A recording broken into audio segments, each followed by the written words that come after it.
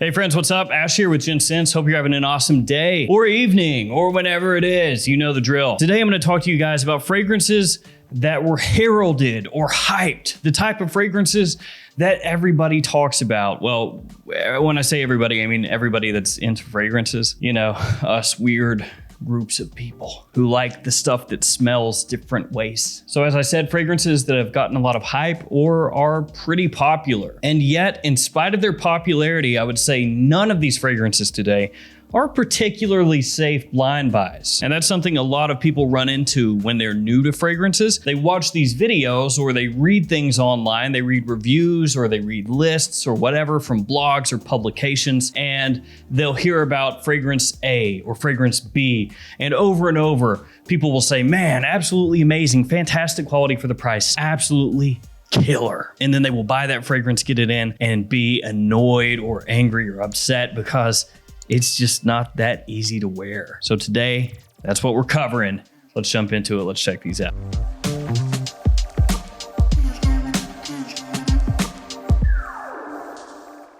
Let's see if we can get this done in under 15 seconds. Codes: 10 Gents, LuckyScent.com, 10% off the entire website. Get niche fragrances. TwistedLily.com, MaxAroma.com, Gents 10, 10% off. So 10 Gents, Lucky Scent, Gents 10, Twisted Lily, Max Aroma. Let's go. All right, first fragrance I want to talk about is from Lalique. It's Encry Noir. Yeah, good old Encry Noir. This fragrance has graced untold numbers of cheapy fragrance lists. You know, the niche quality, but inexpensive lists. It's cheap, but it smells expensive, smells rich, stuff like that. Encry Noir. And this is a knockout deal in my opinion. Right around 30 bucks, I think. The quality so much higher than that. Presentation simple, but sleek, mysterious. And Encry Noir Sport and Encry Noir All Extreme are both fantastic as well. But again, that is my opinion, and that's somebody who has smelled a bajillion different fragrances. So if you're somebody just getting into scents and your entire idea of fragrance up till this point is Aqua de Jo and Invictus, then when you smell Encry Noir, you're in for a surprise. It's dark, it's woody, it's rooty, it's a little bit unforgiving for people that haven't really smelled a whole lot. And even for people that have smelled a lot, sometimes it's just not to their liking, whether it's because of the vetiver in here, the cypress, or the overall nature of the scent. So yes, heavily hyped, and I think for good reason, but no, Encry Noir is not a safe blind buy, especially if you're just cracking into scents. After that, let's talk about another black bottle here, Moschino Toy Boy. Now, I like Toy Boy. I think it's very interesting, very unique, and realistically, this is a unisex scent. Even though it's marketed toward men, ladies can pull this off just as easily because it is quite floral. When I say quite floral, I mean it. Like a lot. So for a lot of guys out there, this is not gonna be an easy fragrance to wear. They're gonna smell that and be like, nah, my girlfriend could pull this off, but no. What would the dudes in the gym think of me if I wear the teddy bear bottle that smells like flowers? So Toy Boy, another fragrance, much different from Encry Noir, but similar in the sense that most guys, this is not gonna be an easy blind buy. And another fragrance I like, actually, realistically, I like all the most all the fragrances here today. There's a couple, but this one is Gucci Guilty Absolute. I think this is really nice. It's leathery. Some people would say medicinal, has kind of a Band-Aid smell to it, some people say. So yeah, that really tells you right away why it's not a safe blind buy, because most people are not gonna dig smelling like that. Ooh, man, that packs a punch. I dig it. I think this stuff is sick.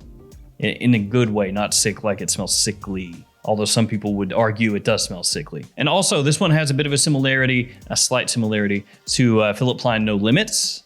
That fragrance much less heralded than this one, but that's also not a safe blind buy. Gucci Guilty Absolute.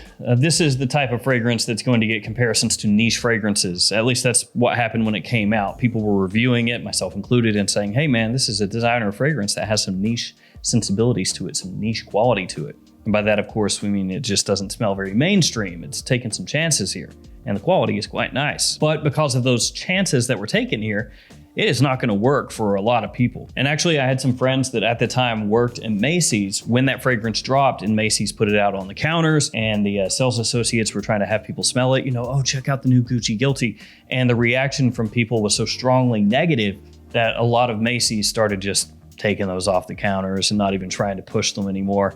And pretty quickly, Gucci Guilty Absolute just kind of faded from the mainstream. They tried it, it didn't work, and we've seen what Gucci has done since then. They haven't tried anything like that. Not anything really trying to push boundaries at all. Instead, we're getting more Gucci Guilty cologne type stuff. After that, Dior's Fahrenheit. Now, this is absolutely a classic. This is a masterpiece. I love Dior Fahrenheit, but I also understand a lot of people, especially guys nowadays, like younger guys, are not gonna like Dior Fahrenheit. It is just not going to work for them. It is not a safe blind buy. Realistically, most of the people wearing Fahrenheit nowadays are people that got into Fahrenheit when it was new or new-ish. The most obvious reason that this is not a great blind buy for most people is because it has that petrol or gasoline smell to it, gasoline accord when you first spray it on, and it's immediately apparent. If you've ever smelled gasoline, and I'm not talking about huffing it, that's bad for your brain, don't do that. But just when you're pumping gas or something or at a gas station,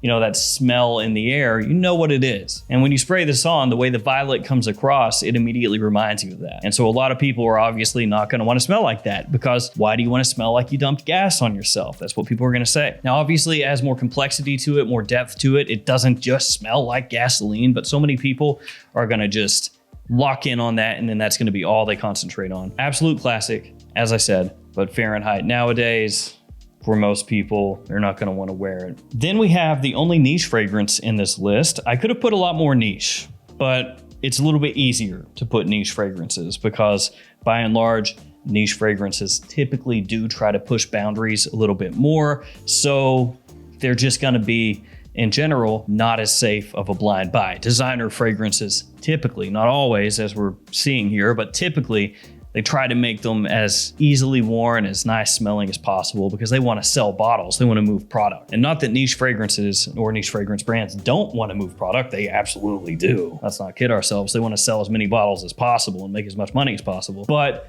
just by the nature of how niche fragrances, indie fragrances are done, they're typically a little more challenging. So it'd be super easy to do, here are 10 niche fragrances that aren't safe blind buys. I could make like 500 of those lists. But the one I'm going to talk about here is Interlude from Amouage. This is the original Interlude man, not one of the flankers. Now, this is yet another fragrance that when I smell it, I think it's awesome. I think this is an absolutely fantastic fragrance, modern masterpiece right here. Incense to the maximum, great power from this, longevity, projection, the whole 9 yards. But it's very smoky, and the opening here can be off-putting to a lot of people.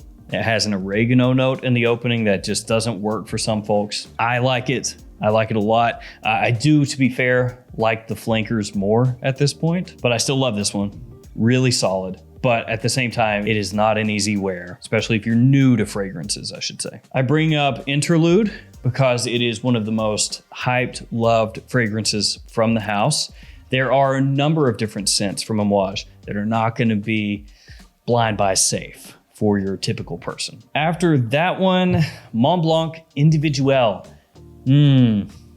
I don't really like this one. This is my least favorite fragrance here today. It smells similar to Yves Homme, has kind of a cough syrupy sweetness to it. Also smells similar to Creed's original Santal, only obviously this is way cheaper. Now this got a lot of love and was hyped a few years back as being one of the best cheap blind buys or cheap fragrances in general that you could pick up. But due to the synthetic sweetness of this one and how it's kind of overloaded, at least for me and a number of people I've spoken to, it's not the safest blind buy. If it works for you, awesome. You can wear this in a lot of different situations. You can potentially get compliments with it. But just like Yves Homme is not really a safe blind buy, neither is that one. That when you spray it on, if that opening makes you recoil a little bit, then you and I are on the same page. After that one, Yves Saint Laurent, Kouros. Now, this is an easy choice. This is an obvious choice, but that doesn't mean that it shouldn't be in here. Now, Kouros is an 80s animalic powerhouse. And even the modern bottles of this that you can pick up, they still do have great performance, much higher, much better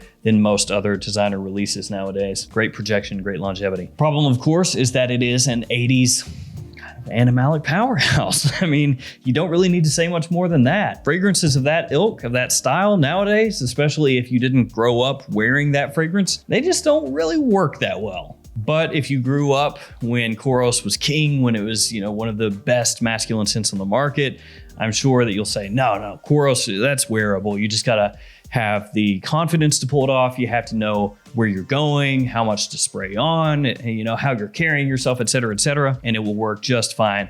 And that's actually true. But for most guys out there nowadays, Kouros is not how they're gonna wanna smell. That said, that musky kind of animalic tinge that Kouros gives, I like. Is that a fragrance that I would choose to wear nowadays with everything I own?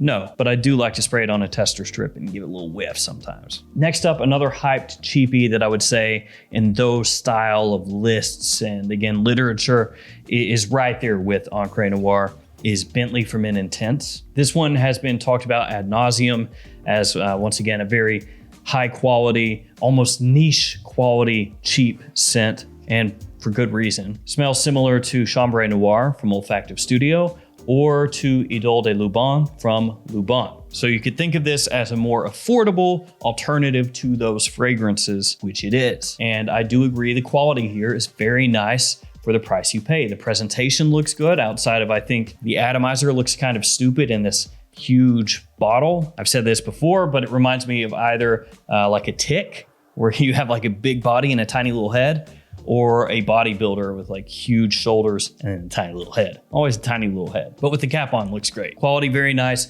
woody, spicy, smoky, very masculine. But like Gucci Guilty Absolute or Encry Noir, if you're just getting into fragrances, that is absolutely the type of scent where you're gonna buy it, you're gonna spray it on, and you're gonna think to yourself, I cannot pull this off. I have no clue where I would wear this. Why did I buy this? After that, Amen from Mugler. Now, admittedly, Amen is not the hype beast that it once was. When this came out, it was more of a big deal. Nowadays, it's been out forever and it's been shown up by all the different Amen flankers that came out after it, Pure Havane, Pure Malt, Ultra Zest, et cetera, all of which you cannot really find anymore. Thanks, Mugler. I got a great idea, Mugler. Hear me out, okay? Hear me out. Come out with designer fragrances, okay? Hear me out.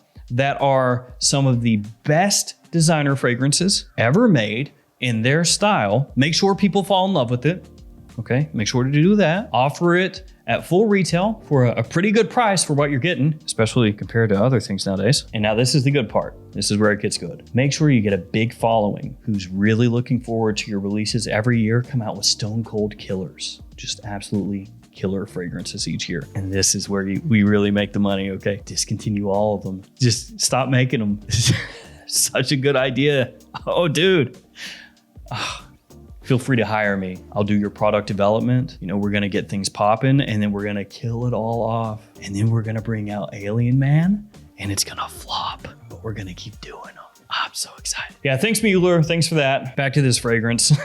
This one got a lot of love. It has fantastic performance. Again, great projection, great longevity. It is very masculine with the gourmand feel to it and really did help shake up the men's perfumery landscape when it came out. So this is one of those scents that, if you had a fragrance hall of fame, it'd be in there. But this one can be a little challenging for some people. Actually, the opening I've seen some people compare to the smell of like tar or asphalt, like hot asphalt.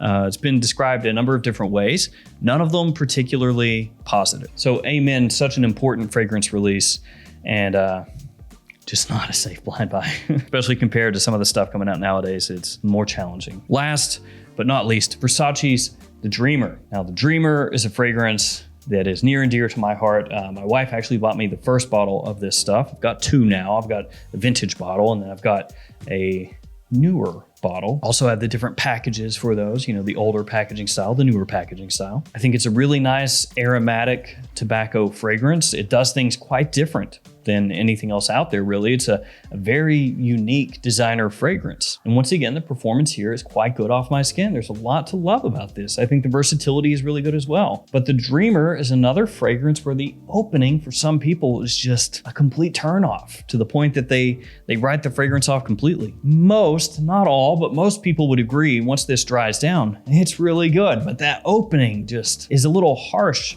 for some people. A lot of different things going on. I personally love it, always have actually. The first time I sprayed it on, I was like, man, that's a wallop.